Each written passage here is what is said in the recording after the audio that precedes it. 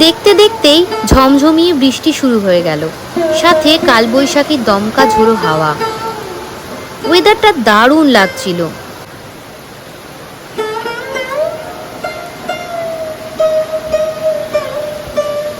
তবে বৃষ্টির দাপট এতটাই ছিল যে পুরো স্কাইওয়াকে জল জমে গেছিল।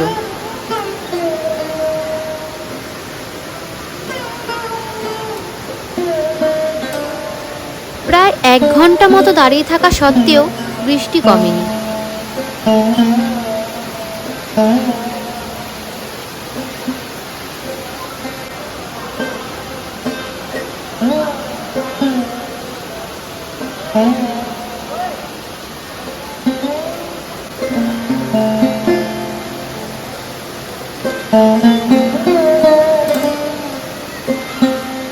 বৃষ্টি এত জোরে হচ্ছে যে ওপরে ঝাড়বাতি থেকেও জল পড়তে শুরু করেছে।